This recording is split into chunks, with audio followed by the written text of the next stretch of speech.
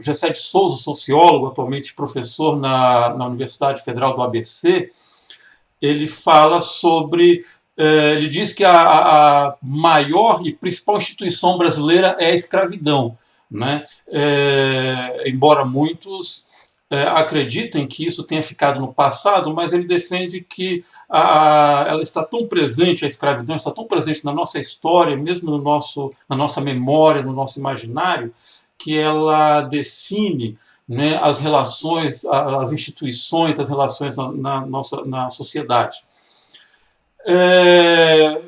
Essa é uma boa explicação, professor Juarez, para o que se conhece como racismo estrutural, ou seja, a presença do racismo, né, ele se inserindo, né, nas relações em todos os níveis, inclusive institucionais, tal. Seria essa uma boa explicação, na sua opinião, para o racismo estrutural? Aliás, o que é, né, efetivamente, racismo estrutural?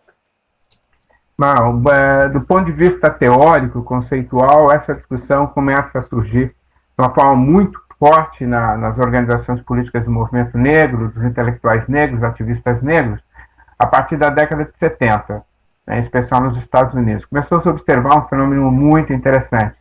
A natureza estrutural do racismo e a sua institucionalização. O que significa isso? Né? Nos nossos debates, nas nossas discussões, nos nossos documentos, nós temos trabalhado com 3 dimensões muito práticas que dá para a gente compreender o que é o racismo estrutural, né? Compreendendo que ele é fundante, que ele é estruturante, que ele é replicante. Ele é fundante porque ele funda todas as instituições a partir da marca do racismo. Na sociedade brasileira, por exemplo, quando começa a organização daquilo que vai se chamar o Estado Moderno no Brasil, com a vinda da família real em 1808, você começa a constituição dos 2 grandes dispositivos que dão sustentação ao Estado, né? Um dispositivo de coerção e um dispositivo de persuasão.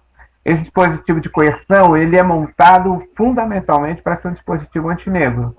Havia já naquele período a experiência da Revolução do Haiti, de 1791 a 1804, que criou o temor da onda negra. Então, todo o dispositivo constituído a partir de 1808, com alguns pontos de inflexão, como 1831, quando você monta a Guarda Nacional, em 1864, quando você declara a guerra ao Paraguai. Então, você vai constituindo o mecanismo, vai dando unidade, né, ao mecanismo de coerção. Coincidentemente, porque não é coincidência, é óbvio, mas em 1850, quando o Brasil decide suspender o tráfico oficial de seres humanos, é quando o Brasil também institui a sua primeira prisão, seu primeiro presídio, que faz parte desse mecanismo de coerção, e 2 anos depois o primeiro hospício.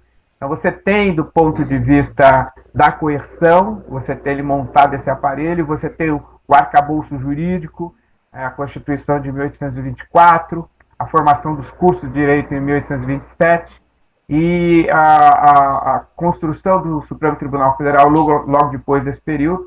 Então você tem um arcabouço jurídico, você tem o mecanismo de coerção e você tem as instituições de encarceramento. Então esse é o aparelho de coerção que você monta e ele já nasce antinegro.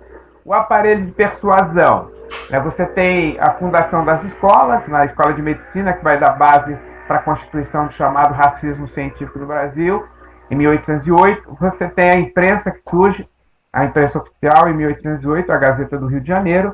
E você tem, na segunda metade do século XIX, as instituições que vão dar base para o chamado racismo científico, nascido nessas instituições. Nina Rodrigues é um dos grandes expoentes disso, e mais tarde João Batista de Lacerda, Renato Kell. Então você tem um grupo de pessoas que vão construir um mecanismo de persuasão. Olha, o racismo é isso, ele é científico e não tem o que fazer. Então, os 2 mecanismos de coerção e persuasão que dão base ao Estado são fundados a partir da perspectiva do racismo, né? Ele é estruturante, porque ele não está vinculado às relações subjetivas, individuais das pessoas. Portanto, não adianta você ter, não é só isso que define a superação do racismo.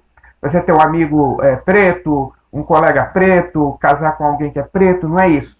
Né? A estrutura do racismo, ele não é ele não cede à subjetividade.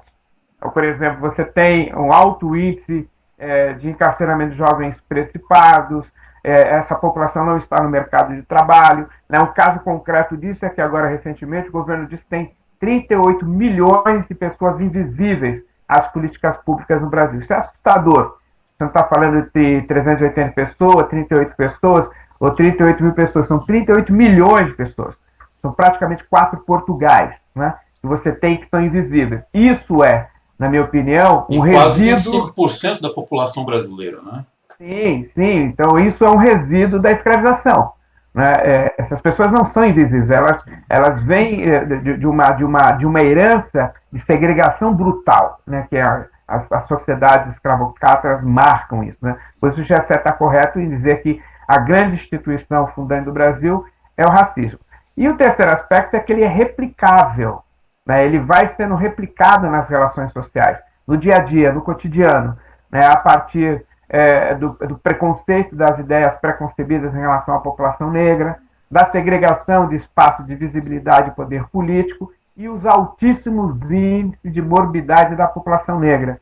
O Atlas da Violência mostra, por exemplo, de 2019, os dados são de 2017, mas foram publicados em 2019, que dos 65 mil homicídios que ocorreram no Brasil naquele ano, 75% são de jovens negros. Então, isso mostra a natureza do racismo. Né? Ele é, portanto, fundante, porque funda as instituições materiais e imateriais.